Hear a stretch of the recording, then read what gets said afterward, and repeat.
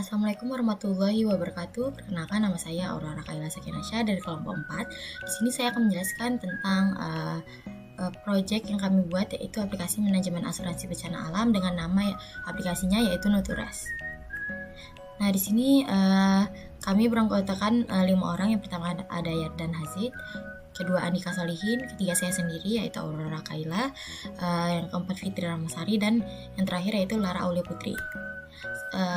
Langsung saja, project overview-nya yaitu bencana alam merupakan fenomena yang sulit diprediksi, namun dampaknya dapat sangat merusak. Bencana seperti gempa bumi, banjir, tsunami, kebakaran hutan, dan tanah longsor seringkali menimbulkan kerugian yang sangat besar bagi masyarakat, baik dari sisi sosial, ekonomi, dan infrastruktur. Asuransi bencana alam menjadi salah satu solusi untuk mengurangi beban ekonomi yang ditanggung oleh masyarakat yang terkena dampak bencana. Dengan memiliki asuransi, individu atau keluarga yang terkena bencana dapat memperoleh bantuan finansial untuk membangun kembali kehidupan mereka. Nah, tujuan dari proyek kami adalah yaitu memiliki 2 tujuan. Yang pertama ada tujuan khusus. Tujuan khusus dan juga tujuan utama. Tujuan utamanya yaitu membuat aplikasi yang memungkinkan pengguna untuk membeli polis, mengajukan klaim, dan menerima notifikasi bencana secara langsung. Tujuan khususnya, edukasi masyarakat tentang pentingnya asuransi, mempermudah proses klaim dengan fitur geolokasi dan pengunggahan foto, memberikan notifikasi bencana real time, meningkatkan efisiensi operasional perusahaan asuransi. Selanjutnya, di sini di project kami memiliki 6 fase. Yang pertama, fase develop project, kedua develop project management plan, yang ketiga direct and manage project work, keempat monitor and control project work, yang kelima integrate, change, control, dan yang terakhir yaitu close project or phase. Yang pertama, saya akan menjelaskan tentang develop project charter. Proses develop project charter ini adalah langkah awal manajemen project untuk membuat project charter, dokumen yang mengesahkan project.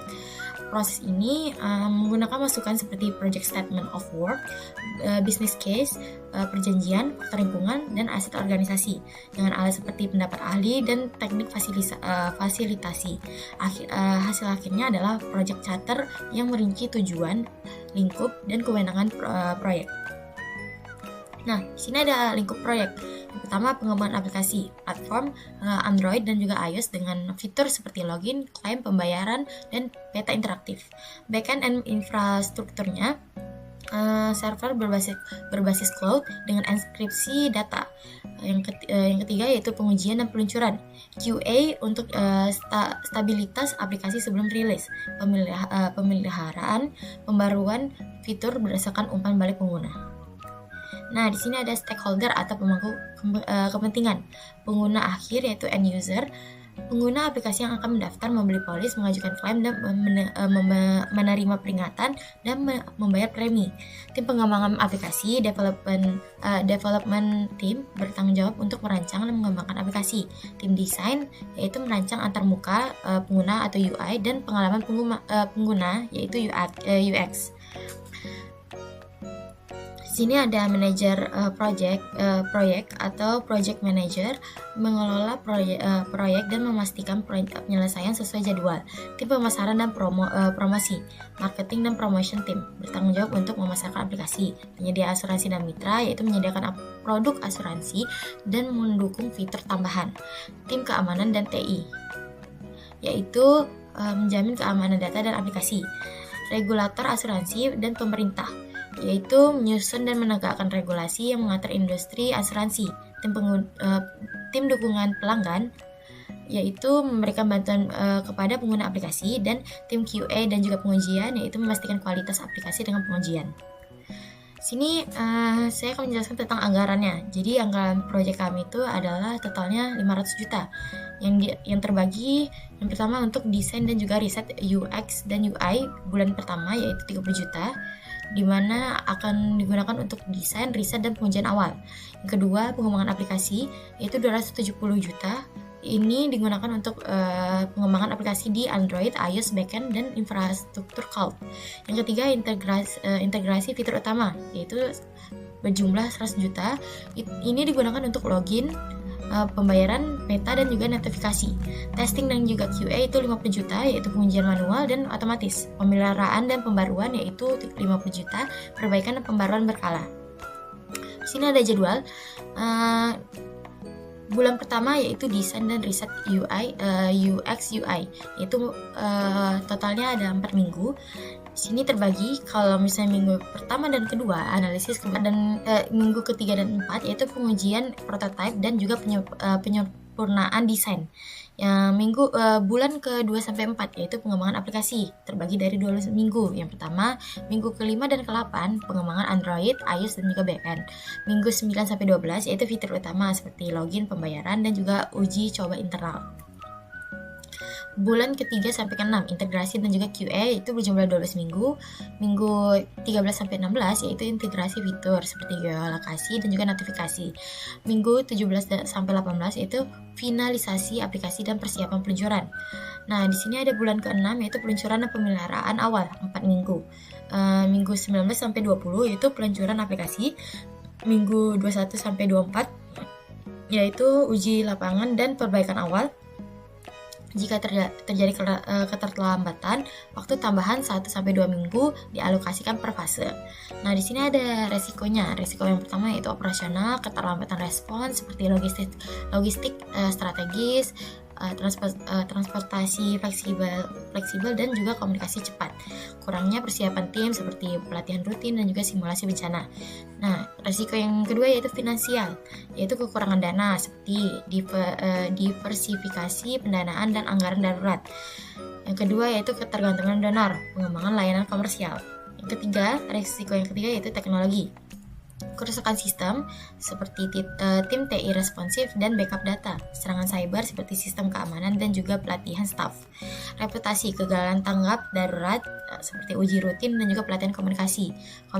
Komunikasi buruk seperti sistem transparan dan edukasi masyarakat. Fase yang kedua yaitu develop project management plan. Nah, ini proses penting dalam manajemen project yang bertujuan untuk membuat dokumen utama yang akan memandu pelaksanaan, pemantauan, dan pengendalian project. Di sini ada pengembangan UI UX, fitur, backend, dan juga frontend. Nah, di sini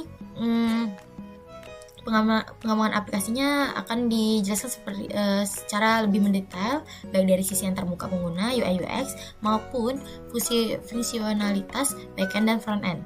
Tujuan dari fase ini adalah untuk membuat aplikasi yang tidak hanya fungsional tetapi juga mudah digunakan dan responsif di kedua platform yaitu Android dan juga iOS.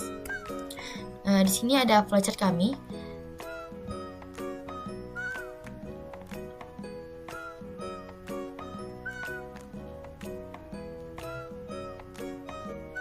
Nah, di sini ada alurnya, yaitu pertama kita awali dengan mulai, kemudian login atau daftar akun.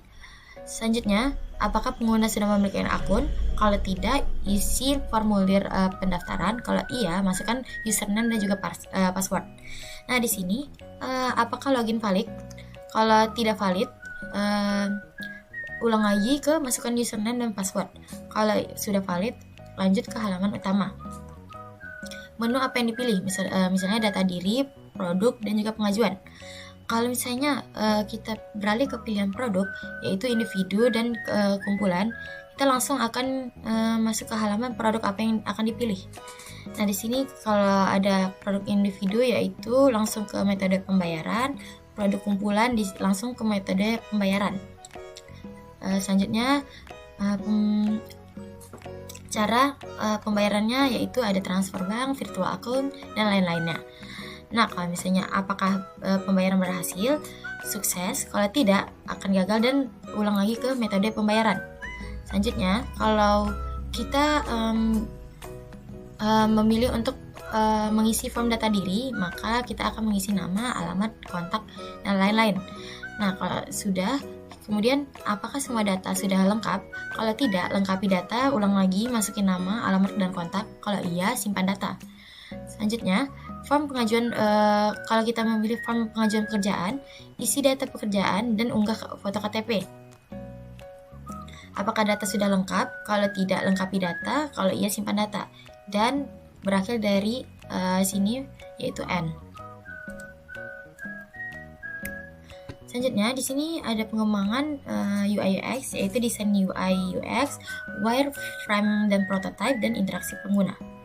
Fokus utama desain UI UX yaitu kemudahan navigasi, aplikasi yang harus jelas dan tidak membingungkan, responsivitas menyesuaikan tampilan dengan berbagai ukuran layar perangkat, aksesibilitas menggunakan desain dengan inklusif agar dapat diakses oleh semua pengguna, termasuk mereka yang memiliki keterbatasan fisik.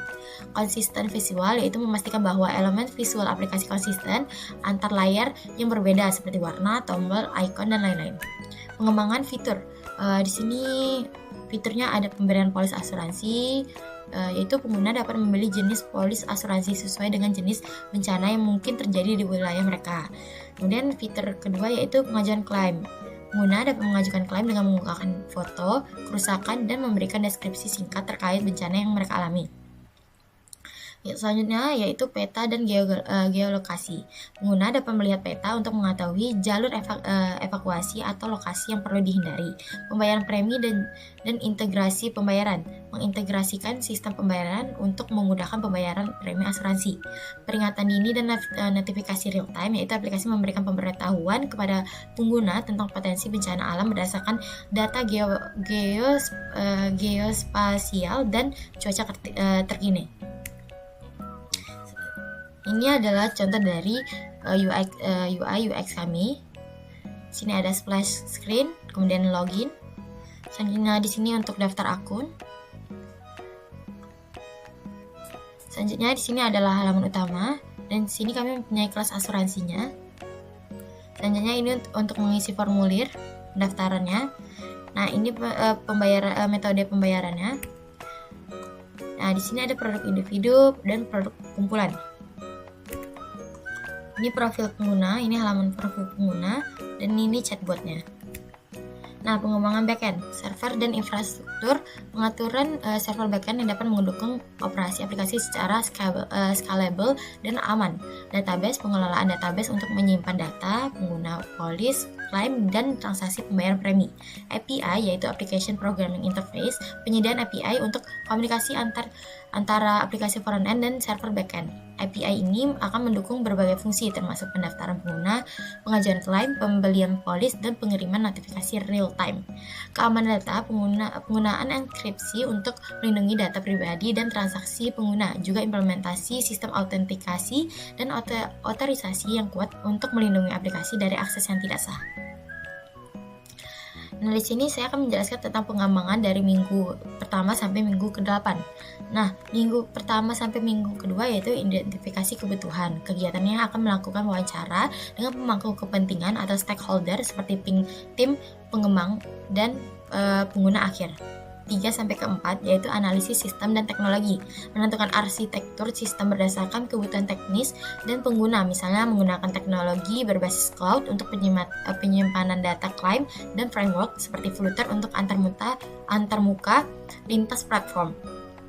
Perencanaan alur kerja dan UI UX minggu ke 5 sampai 6. Kegiatannya mendesain alur pengguna user flow berdasarkan skenario penggunaan yang telah dianalisis. Minggu ke-7 sampai ke-8 yaitu penyusunan rencana implementasi, yaitu menyusun jadwal pengembangan dan memastikan pembagian tugas antara tim pengembang, desainer, dan penguji. Nah, ini pengembangan bulan ke-1 sampai seterusnya. Nah, bulan pertama yaitu desain riset UI UX. Kegiatan ini dilakukan untuk memastikan desain aplikasi sesuai kebutuhan pengguna. Bulan ke-2 sampai ke-6 yaitu pengembangan aplikasi, misalnya biaya server, infrastruktur cloud seperti AWS dan juga GCP, dan pengelolaan API selama 6 bulan. Integrasi fitur utama di bulan ke-3 sampai ke-6 yaitu pendaftaran dan login pengguna, pembayaran dan integrasi asuransi, peta dan geolokasi, dan juga notifikasi real time. Bulan ke-4 sampai ke-6 yaitu testing dan quality assurance atau QA. Pengujian manual dan otomatisasi untuk memastikan stabilitas aplikasi berjalan paralel dengan pengembangan. Bulan ke-6 seterusnya itu pemeliharaan dan pembaharuan berkala seperti dilakukan oleh tim pemeliharaan, yaitu pengelolaan pembaruan dan dukungan dan cadangan pemeliharaan. Opsional sih sebenarnya 20 juta untuk revisi fitur atau bug setelah peluncuran. Nah, fase ketiga yaitu Direct and Manage Project. Aplikasi ini dirancang untuk mempercepat klaim asuransi bencana, memprediksi risiko berbasis data, dan mengelola keuangan asuransi secara efisien. Dikembangkan dengan kerangka kerja Agile, Direct dan Manage Project Work adalah proses dalam manajemen proyek yang bertujuan untuk memastikan bahwa pekerjaan proyek dilakukan sesuai dengan rencana dan menghasilkan deliverable yang diharapkan. Nah, aktivitas utama tim. Pertama, mengelola aktivitas proyek. Di sini ada pengembangan fitur utama aplikasi seperti klaim otomatis, integrasi data real time, kalkulator premi, dan pelaporan keuangan. Desain antarmuka UI UX yaitu tampilan sederhana, modul 2 pengguna yaitu modul klien dan juga modul admin. Pengelolaan sumber daya internal, ada tim teknologi informasi back and front end, tim keuangan yaitu algoritma premi dan juga simulasi kerugian, tim resiko asuransi yaitu analisis resiko geografis dan juga input jenis bencana. Yang ketiga, pemanfaatan sumber daya eksternal yaitu konsultan hukum, memastikan aplikasi mematuhi regulasi perlindungan data, GDPR atau setaranya, dan hukum asuransi setempat. Penyedia teknologi cloud, yaitu menyediakan server untuk penyimpanan data secara aman dan dapat diakses secara global. Keempat, yaitu metode dan standar pengembangan. Metodologi Agile, pengembangan dilakukan dalam siklus sprint 2 minggu dengan pengujian dan evaluasi berkelanjutan. Standar keamanan informasi, enkripsi SSL, IEC 27001 dan penetration testing rutin. Nah, yang kelima itu pengelolaan perubahan, feedback real time. Setiap perubahan atau masukan dari perusahaan asuransi maupun korban bencana dicatat dalam sistem change request. Dan penyesuaian modul yaitu jika diperlukan fitur baru, misalnya pelaporan berbasis grafik. Prosesnya mengikuti siklus pengembangan yang telah ditentukan. Direct and manage project work activity. Yang pertama ada inputs. Inputnya itu rencana manajemen proyek, permintaan perubahan yang disetujui, faktor lingkungan perusahaan, dan aset proses organisasi. Yang kedua yaitu tools dan juga teknis. Penilaian ahli, sistem informasi manajemen proyek, PMIS, dan juga seperti Jira atau Trello. Pertemuan sprint review setiap 2 minggu.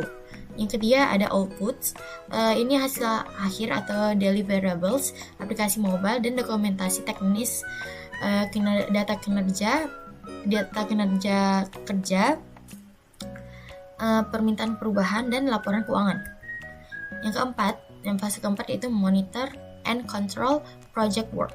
Monitoring adalah sekumpulan prosedur dan praktik manajemen yang digunakan untuk mengumpulkan informasi mengenai kinerja yang dicapai oleh proyek berdasarkan ukuran kinerjanya. Controlling merupakan pengaturan sistem untuk mengukur laporan serta memperkirakan penyimpangan terhadap tujuan, anggaran, jadwal proyek. Monitoring and controlling adalah tindakan yang saling berkaitan. Saat kita melakukan tugas monitoring pada suatu proyek, kita juga secara otomatis melakukan controlling terhadap proyek yang sedang berjalan. Nah, di sini ada tahap 1 input, yaitu project management plan.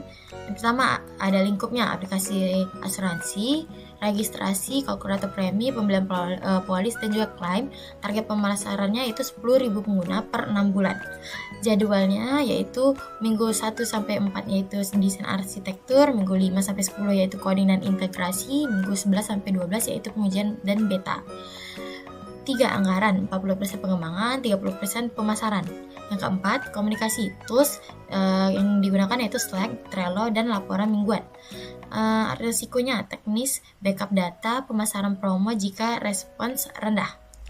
Selanjutnya ada schedule forecast, yaitu rincian jadwal proyek. Bulan 1-2 yaitu rekrutmen staff, dokumen legalitas, dan prototype. Bulan ke 3-4 pengembangan fitur utama dan pengujian internal. Bulan 5 yaitu rilis beta untuk 100 pengguna revisi berdasarkan feedback. Bulan ke-6 yaitu peluncuran aplikasi dan kampanye pemasaran besar. Penyesuaian jika banyak bug, peluncuran diperpanjang sampai 2 minggu. Cost forecast teknologi itu 25 juta per minggu. sebanyak 8 minggu untuk pengembangan dan server. Pemasaran 15 juta per minggu mulai dari bulan keempat. Cadangan resiko 50 juta untuk biaya tidak terduga. Validate change, yaitu semua perubahan lingkup, jadwal atau anggaran memerlukan persetujuan manajer proyek. Contohnya penambahan fitur chatbot atau revisi jadwal peluncuran jika ada masalah keamanan. Work Performance Information, yaitu KPI, dan data sumber.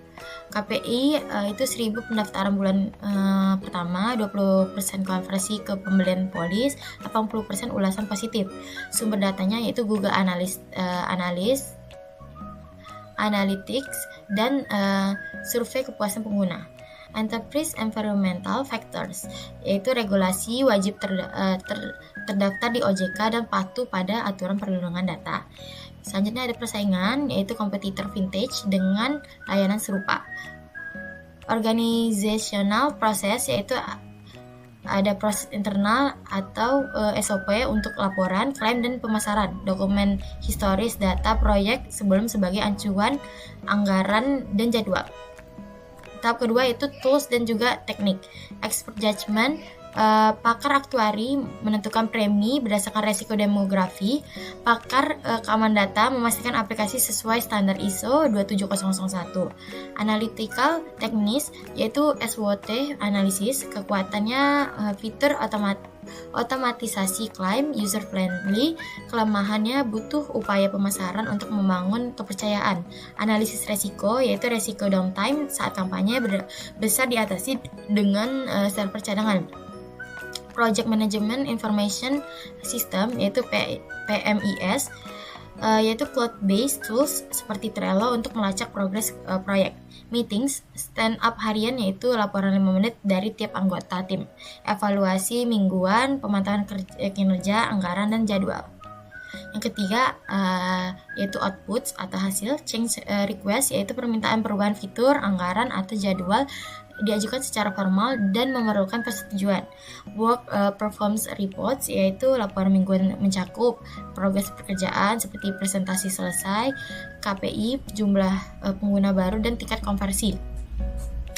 Ada project management plan updates, yaitu perubahan jadwal atau lingkup diperbarui dalam rencana project.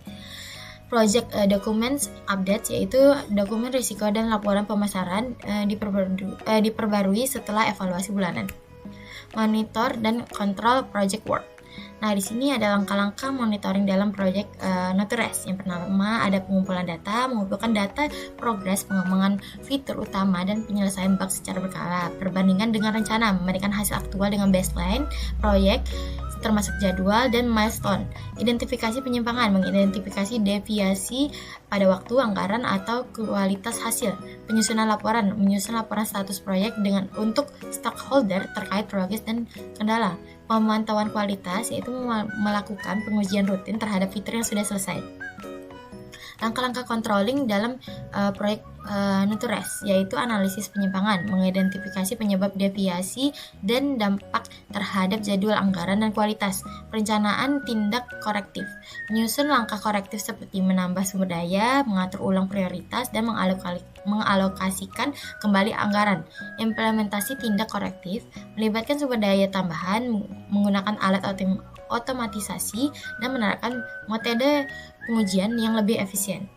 Evaluasi hasil perbaikan, pemantauan progres, mengadakan rapat evaluasi, dan melaporkan hasil kepada stakeholder. Contoh implementasi monitoring dalam proyek Not2Rest. Yang pertama ada pengumpulan data progres, misalnya menggunakan dashboard Trello untuk melacak progres tiap tugas, seperti penyelesaian fitur pengajuan klaim dan pengembangan notifikasi real time.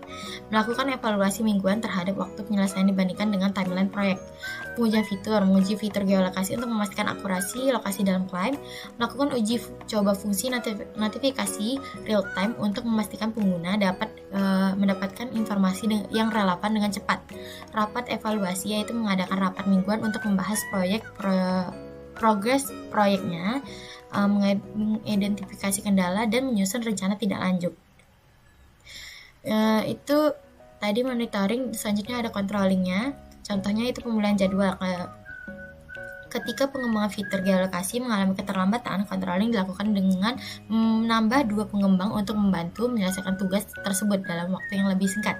Kedua, ada koreksi anggaran. Jika terjadi pembekakan biaya pada pengujian keamanan API, controlling dilakukan dengan mengurangkan anggaran pada aktivitas promosi awal aplikasi untuk menutupi kekurangan.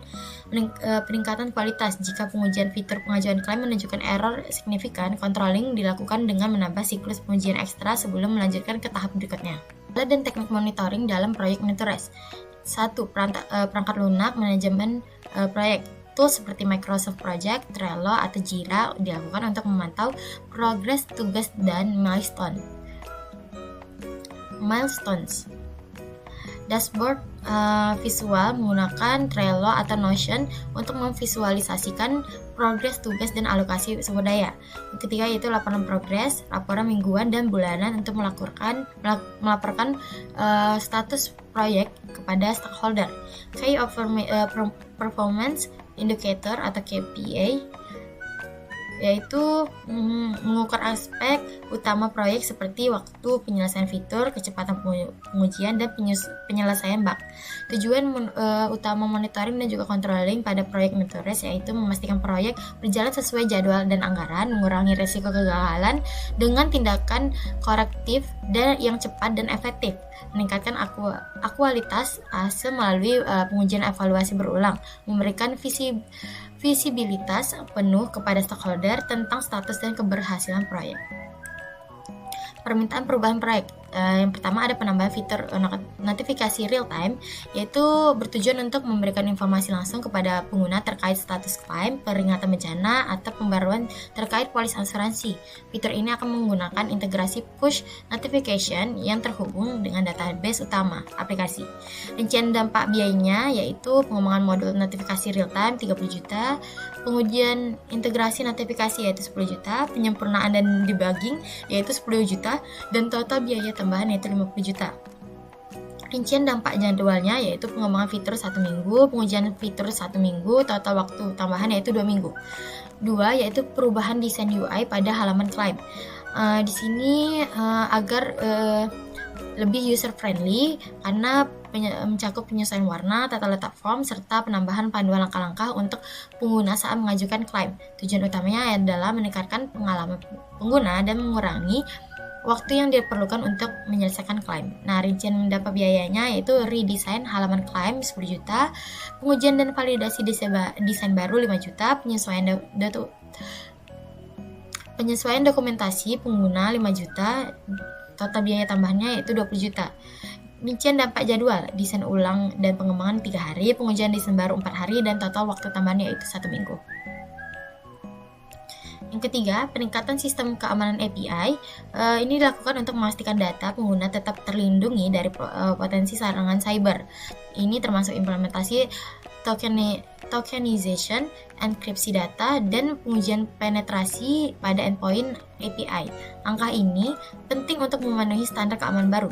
Rincian dampak biayanya yaitu implementasi tokenization yaitu 15 juta, enkripsi data 10 juta, pengujian penetrasi 5 juta, total biaya tambahan yaitu 30 juta. Rincian dampak jadwalnya yaitu implementasi dilakukan. Rincian dampak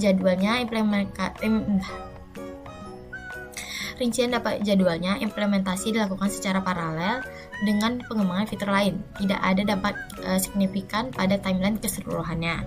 Nah, alasannya yang pertama, peningkatan pengalaman pengguna, penambahan fitur notifikasi dan perbaikan UI bertujuan untuk memudahkan pengguna dalam menggunakan aplikasi sehingga meningkatkan kepuasan pengguna. Keamanan data, yaitu peningkatan sistem keamanan API diperlukan untuk mematuhi regulasi dan melindungi data sensitif pengguna. Relevan proyek yaitu relevansi proyek fitur tambahan ini akan memperkuat posisi aplikasi sebagai solusi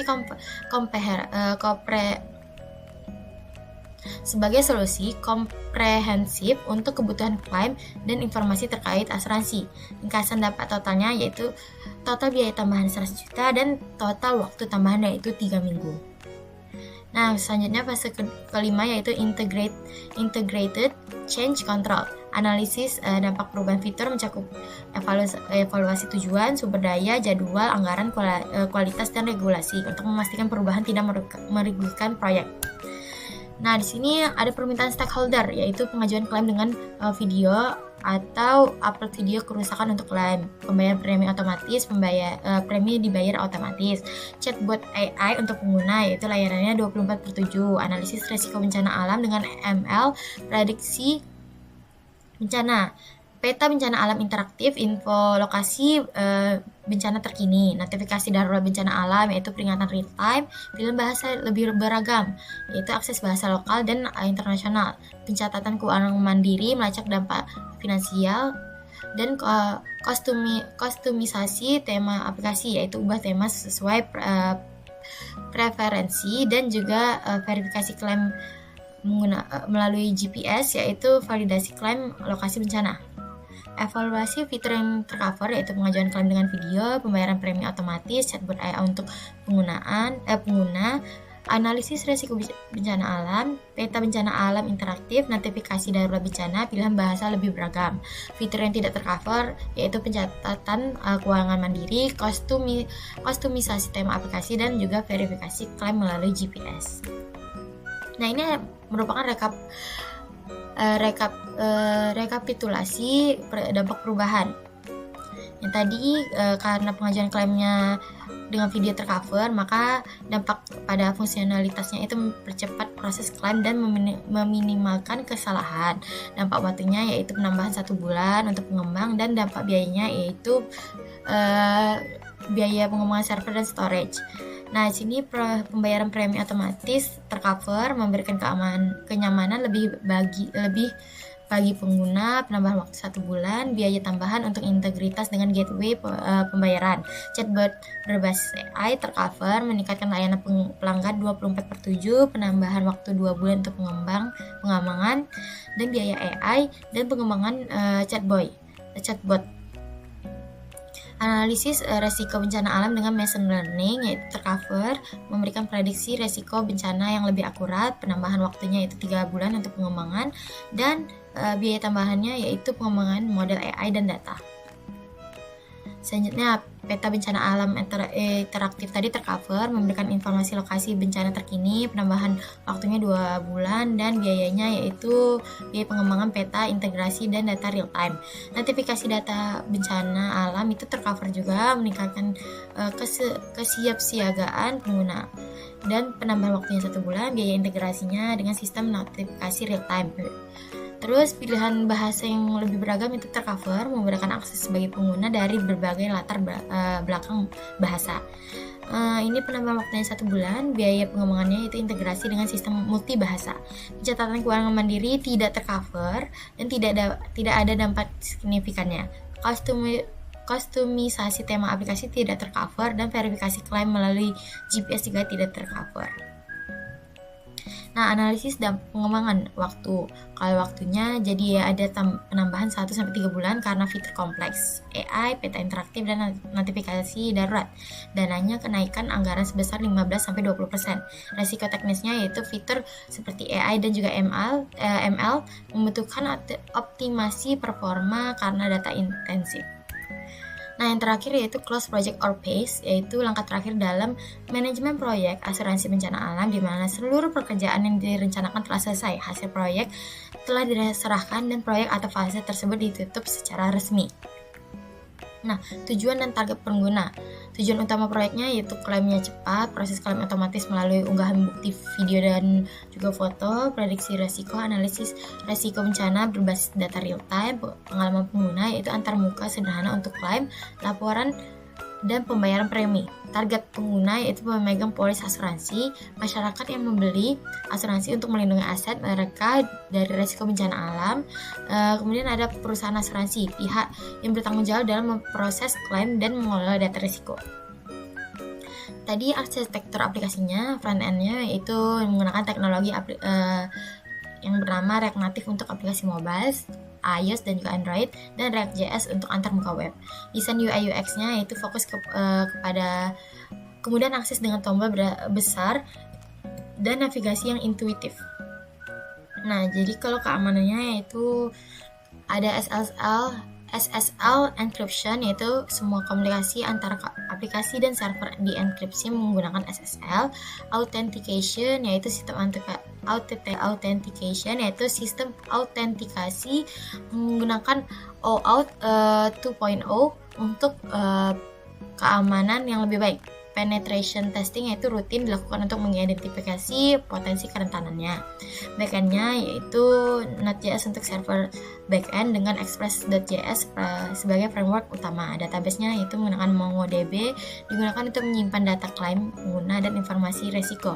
API integrasi yaitu menggunakan API dari BMKG untuk mendapatkan data real time mengenai bencana alam. Fitur utamanya yaitu tadi pengujian klaim dengan video, sistem menerima file, video, dan gambar untuk verifikasi klaim. Pembayaran premi otomatis yaitu pembayaran dilakukan melalui integrasi dengan gateway pembayaran seperti Stripe. Chatbot AI menggunakan teknologi chatbot berbasis AI untuk memberikan layanan pelanggan 24/7. Analisis resikonya yaitu menggunakan machine learning untuk memprediksi potensi bencana berdasarkan data historis dan real time. Notifikasi darurat yaitu sistem memberikan pemberitahuan real time kepada pengguna melalui push notification. Selanjutnya ada laporan kinerja aplikasi. Laporan kinerja aplikasi bertujuan untuk memberikan gambaran tentang bagaimana aplikasi beroperasi dalam lingkungan pengguna nyata dengan fokus pada waktu respon, tingkat kesalahan, dan penggunaan sistem secara keseluruhan. Metode pengukuran kinerjanya yaitu waktu. Waktu responnya diperlukan aplikasi untuk memproses klaim dan permintaan informasi resiko. Ketersediaan sistem. Sistem akan dipantau untuk memastikan uptime yang optimal yaitu lebih dari 99,9%, dan efisiensi penggunaan sumber daya yaitu pemantauan penggunaan server, memori, dan penyimpanan untuk memastikan aplikasi berjalan efisien. Kepuasan pengguna yaitu survei kepuasan pengguna untuk menilai pengalaman dan kenyamanan pengguna dalam menggunakan aplikasi. Hasil kinerja aplikasinya yaitu kecepatan proses klaim. Aplikasi mampu memproses secara otomatis dalam waktu kurang dari 5 menit untuk verifikasi video dan foto kerusakan. Tingkat kesalahannya yaitu untuk klaim dan pembayaran berada di bawah 2% dengan perbaikan cepat yang diterapkan. Fitur utamanya yaitu fitur chat AI secara lebih sering dibandingkan fitur lainnya, menunjukkan bahwa layanan 24/7 sangat dihargai. Peningkatan prediksi resiko. Sistem prediksi bencana berbasis machine learning menunjukkan akurasi prediksi hingga 85% dalam area tertentu yang memiliki data cuaca yang cukup. Nah, penggunaan proyek. Yang pertama, penggunaan oleh pemegang polis atau pengguna akhir. Langkah-langkahnya registrasi dan login. Pengguna mendaftar, memilih jenis asuransi, dan login dengan kredensial. Yang kedua, pengajuan klaim. Unggah foto atau video kerusakan, diverifikasi otomatis dengan machine learning. Yang ketiga, pembayaran premi otomatis, yaitu pengaturan pembayaran via kartu debit atau e-wallet. Notifikasi darurat bencana, pemberitahuan real-time bencana di wilayah pengguna. Peta interaktif, menampilkan lokasi dan dampak bencana terkini. Laporan keuangan, pemantauan klaim premi, dan status finansial secara otomatis. Yang kedua yaitu penggunaan oleh perusahaan asuransi atau admin. Nah, langkah-langkahnya manajemen klaim, pantau klaim masuk, proses dengan analisis AI, dan mengambil keputusan. Verifikasi otomatis dengan foto atau video untuk percepatan. Analisis resiko, tinjau laporan risiko bencana real time dari sumber terpercaya. Sesuaikan kebijakan dan model premi berdasarkan data risiko.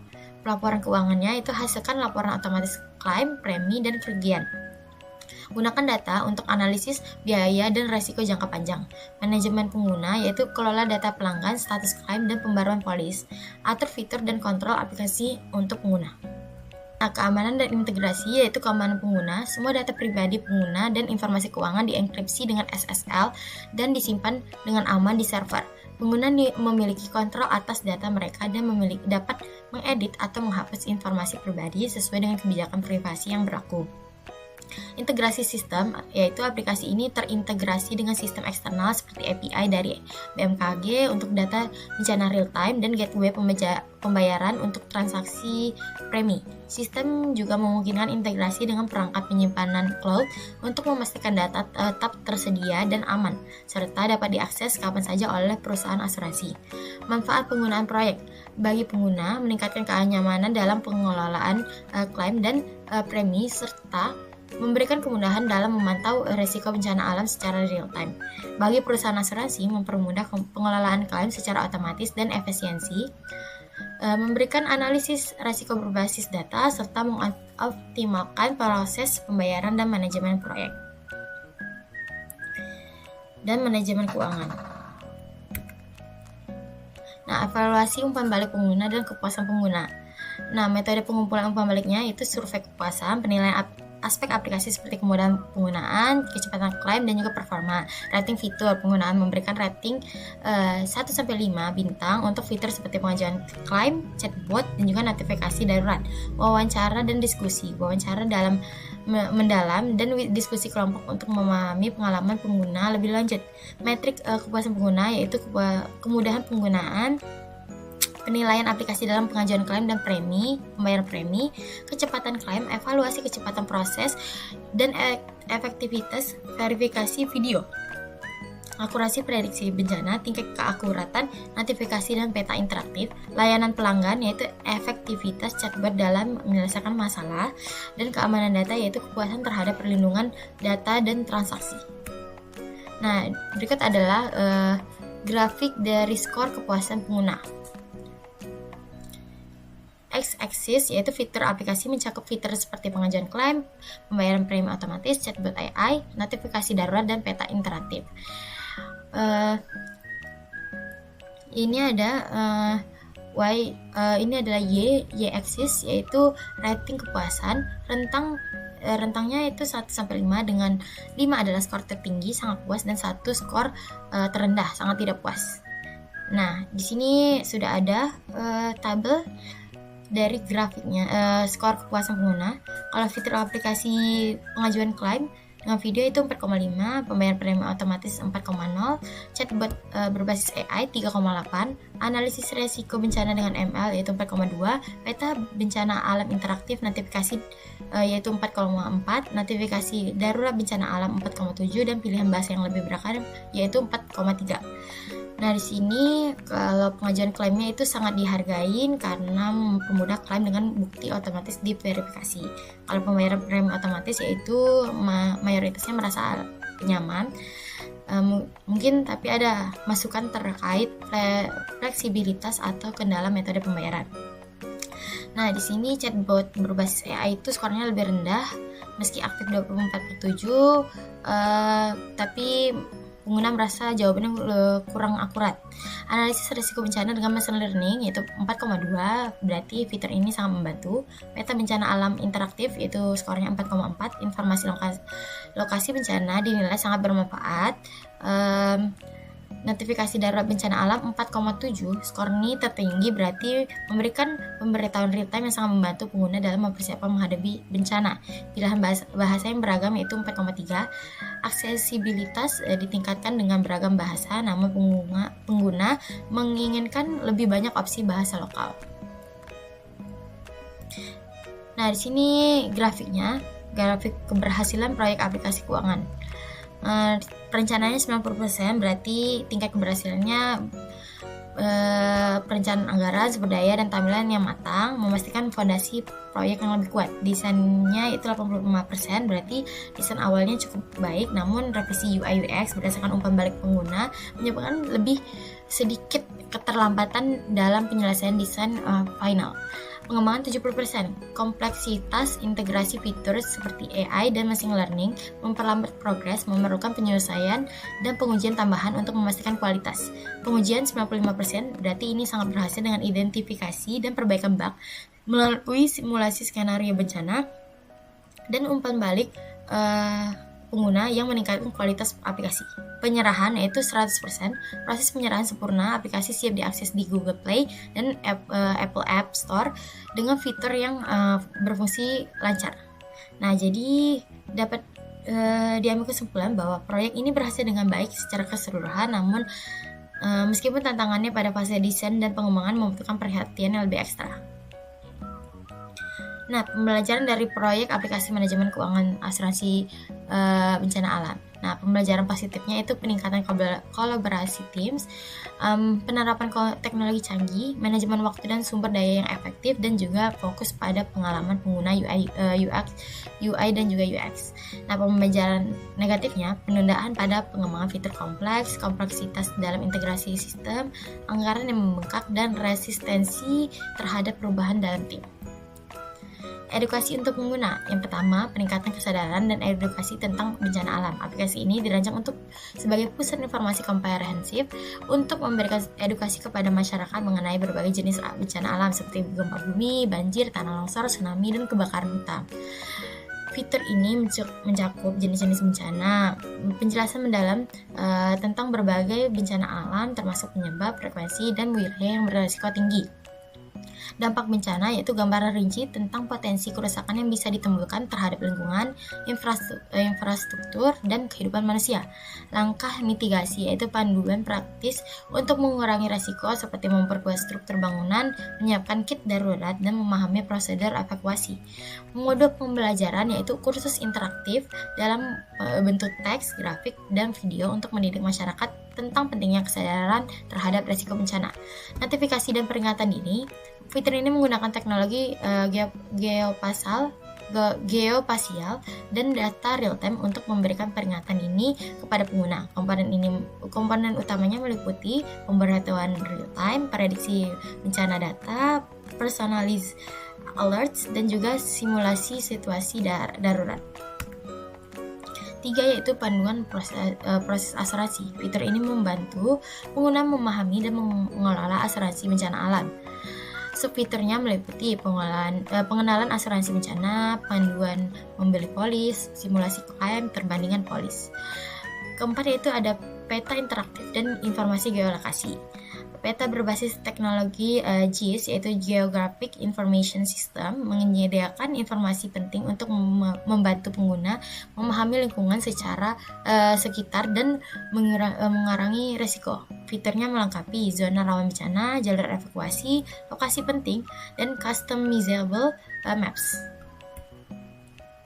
Nah, yang terakhir yaitu tutorial dan sumber daya informasi. Fitur ini memberikan akses kepada pengguna untuk mempelajari langkah-langkah mitigasi bencana dengan cara yang lebih mudah dipahami. Beberapa elemen yang tersedia antara lain video tutorial, dokumen referensi, kuis interaktif, dan juga fitur tanya ahli. Nah, sistem reward untuk pengguna. Di sini ada mekanisme pengumpulan poin. Pengguna dapat mengumpulkan poin berdasarkan berbagai aktivitas seperti menyelesaikan modul edukasi, mengikuti simulasi bencana, berpartisipasi dalam kuis dan pelaporan bencana, dan kemudian menggunakan fitur interaktif. Yang B yaitu level dan juga badge. Di sini pengguna diberikan insentif dalam bentuk level dan badge sesuai dengan aktivitas mereka di aplikasi. Badge tematiknya yaitu seperti pionir kesadaran bencana, ahli mitigasi, dan juga pelapor evakuasi aman. Level keahliannya yaitu pengguna naik level berdasarkan poin yang terkumpul dari pemula hingga master mitigasi. Yang ketiga yaitu penukaran poinnya. Poin yang dikumpul dapat ditukarkan dengan berbagai manfaat seperti voucher belanja atau diskon asuransi. Pengguna bisa menukarkan poin dengan diskon untuk produk atau layanan asuransi terkait bencana. Donasi sosial, poin dapat dikonversi menjadi sumbangan untuk kegiatan bantuan bencana. Hadiah fisik seperti paket darurat bencana, perlengkapan medis, atau barang lainnya. Akses premium, pengguna dapat membuka fitur premium seperti pelatihan lanjutan atau konten eksklusif menggunakan poin. Ada tantangan dan kompetensi. Nah, tantangan mingguan atau bulanan misalnya menyelesaikan 5 modul edukasi atau berpartisipasi dalam 3 simulasi evakuasi dalam sebulan untuk mendapatkan bonus poin. Kompetensi komunitasnya itu pengguna bersaing di papan peringkat global atau lokal untuk mengumpulkan poin terbanyak dalam kategori tertentu. Penghargaan komunitas. Pengguna dengan kontribusi besar seperti pelaporan bencana valid atau membantu pengguna lain melalui form bisa mendapatkan penghargaan khusus seperti penghargaan sosial, sertifikat atau pengakuan dalam aplikasi, penghargaan material yaitu hadiah berupa perlengkapan bencana atau uang elektronik. Nah, jadi Kesimpulannya yaitu, meskipun proyek ini menghadapi beberapa kendala seperti pendanaan waktu dan juga pembengkakan biaya akibat fitur kompleks, hal ini memberikan pembelajaran yang sangat berharga tentang bagaimana mengelola perubahan dalam pengembangan aplikasi canggih. Dengan memperhatikan tantangan-tantangan tersebut, ke depannya proyek serupa dapat dikelola dengan perencanaan yang lebih matang dan fleksibilitas dalam anggaran serta integrasi teknologi yang lebih realistis. Nah, sekian penjelasan yang dapat saya sampaikan. Lebih kurangnya mohon maaf. Assalamualaikum warahmatullahi wabarakatuh.